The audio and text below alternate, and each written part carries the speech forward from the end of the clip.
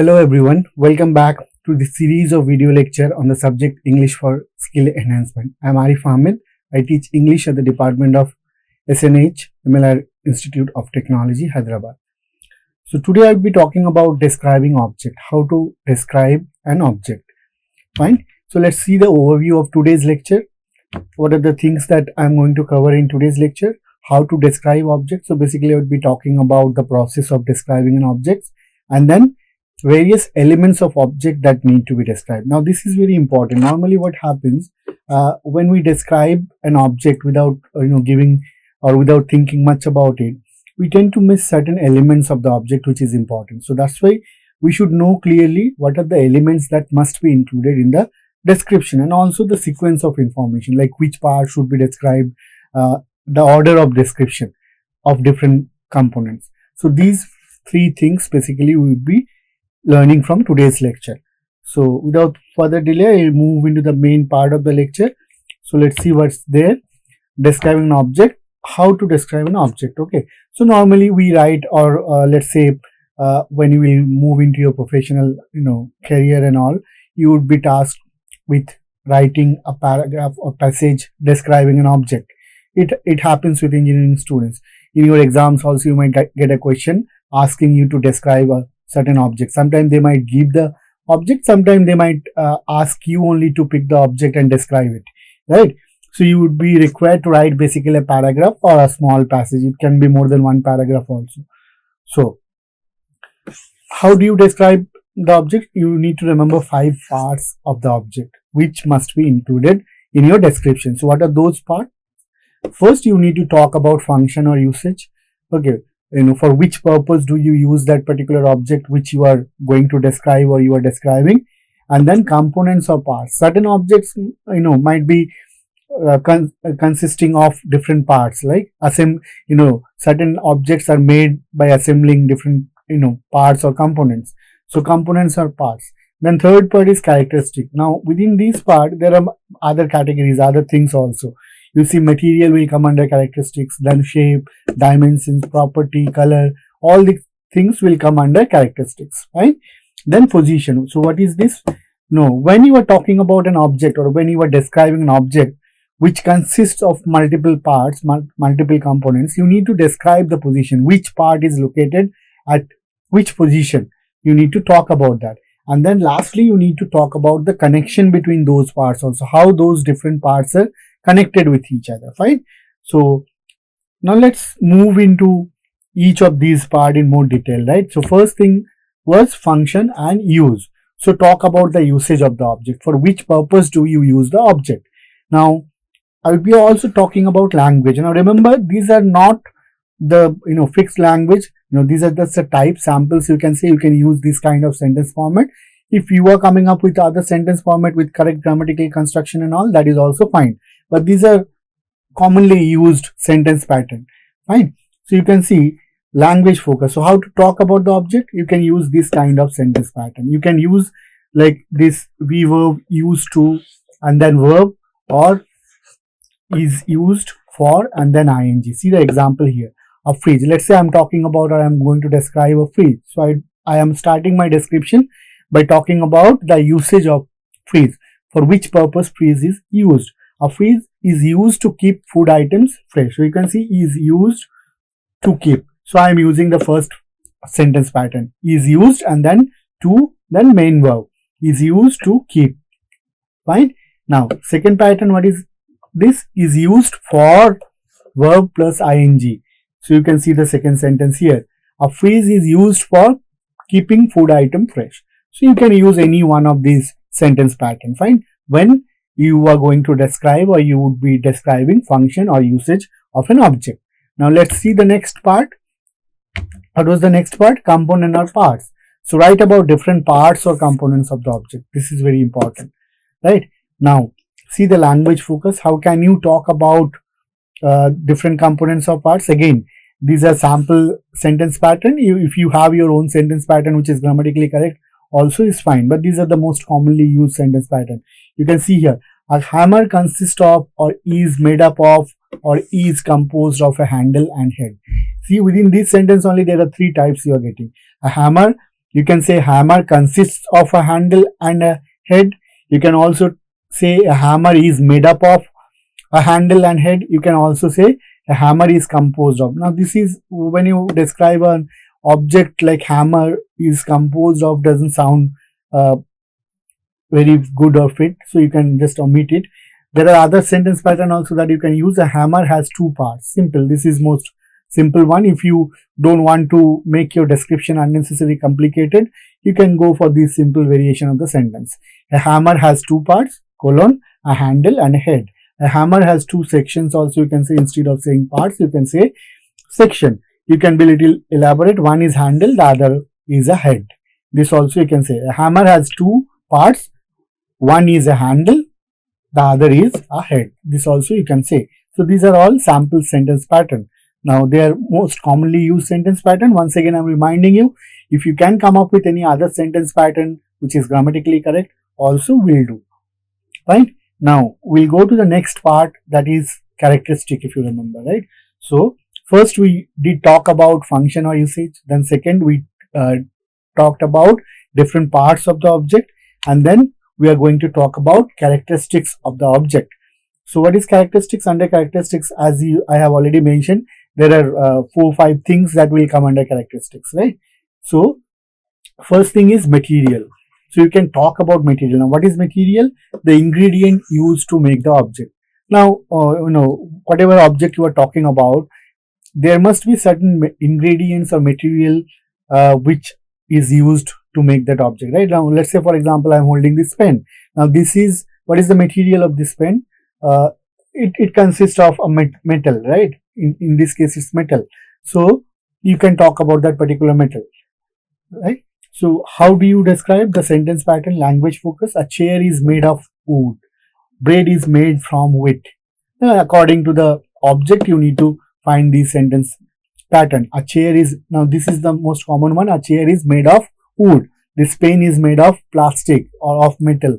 You can talk about that. Bread is made from wheat. Now this is also sentence pattern. According to the object, you need to decide. Fine. So first one under characteristic, material. Material is done. Next one, again it comes under characteristic only, shape. We have to talk about the shape or size of the object also. Okay. So shape or figure of the object. Now how do you describe? What is the language focus? You can see normally we can use the noun form or the adjective form. See the example sentence here. A coin is shaped like a circle. So if I am using this kind of sentence pattern, the first type of sentence pattern, I am using noun form of that particular word indicating the shape. A coin is shaped like a circle. You can see here, right? It's a circle. A coin. But if I am changing the sentence pattern, if I am not using the first sentence pattern, let's say if I am using second sentence pattern, then what would be the form of the word, the parts of speech? It would be adjective, as you can say here. A coin is circular in shape. So this is also you can use. A coin is circular also, simply you can say a coin is circular. Normally we say that a coin is circular in shape. This part is redundant. This is not required. If we only say a coin is circular, that is enough, right?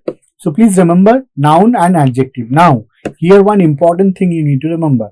You need to enhance your vocabulary if you want to talk about the shape or figure of an object, because let's say circular is very, most of you already know. Now there are different other kinds of shape that is not that familiar, or we normally don't use them frequently, like cone shape object, right? So what would be the noun form and what would be the adjective form? Cone, conical, right? So those things you need to know. Otherwise you might find it difficult to describe an object. If you don't know the exact word used for that exact shape or figure, you might not be able to write the description. So that's why it's important to enhance your vocabulary indicating the shape or figure of objects. Fine. Both noun form as well as adjective form, because you can use them both in two different sentence pattern. You can, in one pattern you can use the noun form, like the first sentence, a coin is shaped like a circle. In the second sentence pattern you can use the adjective form, a coin is circular. Fine. Okay, now let's see the next part of the characteristic. What was there? Dimension. We have to talk about the dimensions of the object also. The length, width, height, depth, thickness, all these things will come under dimensions, right? Now, see here, language focus. Again, noun and adjective. You should know both noun form and adjective form of the word indicating these things, dimension. Now you see the language focus, the pattern, sentence pattern. This building is 250 meters high or 250 meters tall. You can also say that. Now, this building is 250 meters high, right? Now this is what high, it is an adjective form. Now, if I want to use the noun form, this building has a height of 250 meters. Here I am using the noun form. You can also say it like in a little different manner. The height of this building is 250 meters. Now, whichever is you are comfortable with, you can use. But here again, you have to remember that you need to know all these words, both noun form and adjective form. Otherwise, your description, like you might find it difficult while talking about dimensions or while writing about dimensions of different objects. Fine. So I hope it's clear now. Next part of the characteristic, that is property. You have to talk about the property of the object also. Property or special quality, you can say. So again, see the language focus. What are the types of language or sentence pattern that you can use? You know, the edge of a table is straight. See here. So the edge of a table is straight. This is a special property of the table. You are talking about the edge of the table, right? How it is. So the edge of a table is straight. The middle of the bottle is curved. Now, this book is thick. So here again, you need to know certain words that describe these special features like straight, blunt, sharp, curved. All these words you need to have in your arsenal. Otherwise, again, you might not be able to express what you are actually trying to say. Fine. The book is thick. So this is also special property. Fine. I hope it's clear. Next part. Let's see the next part, that is color. You need to talk about the color of an object also. Now it might not be applicable for all the object, but for whichever object it is applicable and relevant, you should include the color of the object. Now again, there are also different sentence patterns that you can use while talking about the color. My bike is blue in color. This is one format. The color of my bike is blue. I would suggest you to go for the second sentence pattern, that is more appropriate, because the first sentence, again, blue in color, this part is redundant. This is not actually required. You can simply also say my bike is blue, right? So this is better option. The color of my bike is blue. Now this sounds more appropriate, so you can go for it. Fine. So characteristic part is done. Now position, the fourth part. Okay, we said that 5 part is there, right? While describing an object, we must include 5 part. So this is the fourth part, position. So how to talk about position? You can see, talk about the location or position of various parts or components of an object. As I told in the beginning, if an object consists of multiple parts, then you need to talk about the position of multiple parts. At which position those parts are located. See the example now. Here you need to have clear idea about preposition, because when you are indicating position of something, you must use the appropriate preposition.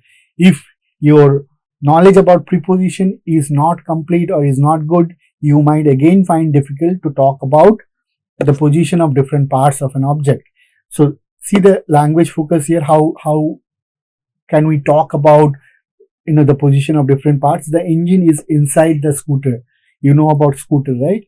The engine is inside the scooter. So you know the engine is located inside the scooter with a headlight at the top. So where do you find the headlight?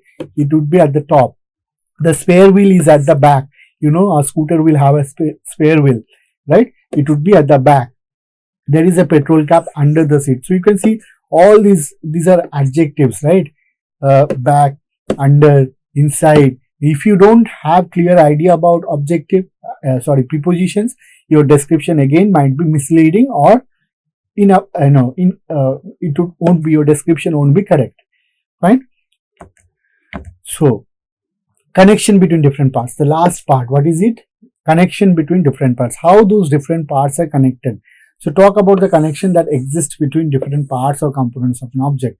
Now, to do that, you need to know about certain connective words that are used while talking about the connection. For example, attach, detach, join, connect, support, fix, link, etc.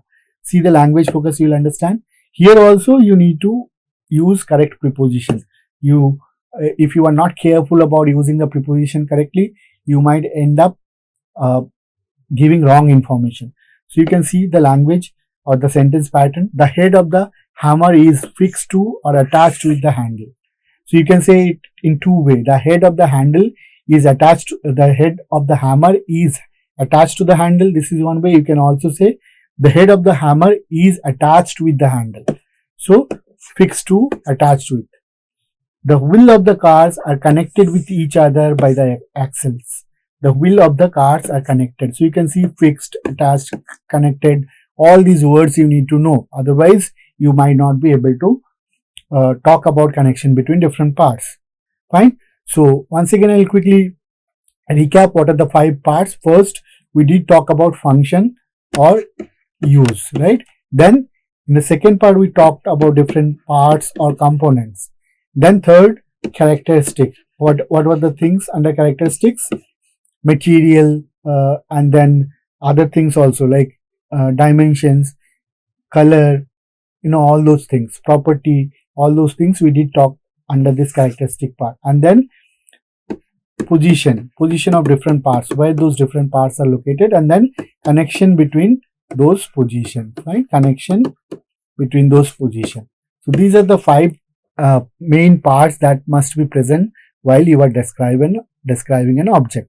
Fine. So now I hope if you remember these 5 parts and the language focus, how to talk about each of those things, then you will never feel as if you are out of content. Normally, this is one major problem that we face. Let's say if I ask you to describe a pen, you will start with, in a very confident manner because you already know what is a pen, right? You are using it since many days. But then the moment you will start writing, you will feel after writing 1 or 2 sentences, you will feel as if you are not understanding what next. Like what are the other things that you can talk about a pen. So that's why you need to know about all these things, all these parts. So if all these parts are in your mind, you already know what are the things that you need to include or you can include in the description. Fine. That would make your description effective, and that will give all the information, relevant information about the objects in effective manner. Fine. So this is one sample description. You can see kettle. I have taken it from internet. Okay, so you can see a kettle is metal container which is used for boiling water. So I'm talking about the usage, like for which purpose do you use kettle. It consists of 4 main parts. Then I'm talking about 4 parts: a vessel, a lid, a spout, and a handle. The vessel is 7 inches high. Then I'm talking about characteristics, right? Dimensions, you can see. It is hollow and spherical in shape. Again, size, I'm talking about size. The base is flat and circular. Again, the dimensions, we are talking about the dimensions. It has a special quality, we can also say flat. Has diameter of 6, I'm talking about again dimensions. On the top of the vessel, there is a convex lid with a plastic knob in the middle. Now here I'm talking about position of different parts, at which location those parts are located. So where do you find the convex lid? You can find the convex lid at the top of the vessels. You can see here, this one, right? Or this one, sorry. Then above the lid is a curved handle which is covered with plastic at the middle part. So I'm talking about the handle. At the side of the vessel is a conical spout for pouring water out of the vessels. So I'm talking about this part. So you can see we are talking about, and we are also talking about the connection between those parts. How this particular part, conical spout, is connected with the vessel. It is located at the side of the vessel. So you can see all those 5 main components are effectively included in this description. Now you can see this sounds very organized, and this description is giving clear information about the object, right? So that's why you write a description of an object. I hope it's clear. So what are the takeaway points of today's lecture? What are the things we got to know about the necessary components of the objects that must be included in the description, like those 5 main parts, and then how to describe language focus, different sentence pattern that we use to talk about all of those things, those 5 things, and then organizing all these relevant details in appropriate sequence. What should be the sequence? Now, when it comes to sequence, remember that you can tweak it a bit as per your convenience, but this is the template. You can use it as a template. If you follow this sequence also, it's absolutely fine. Right? I hope you understood how to describe an object, and you will not feel you will not face any problem when you start writing a description from now onwards. Thank you, everyone. We'll meet with all of you again with different topic. Thank you.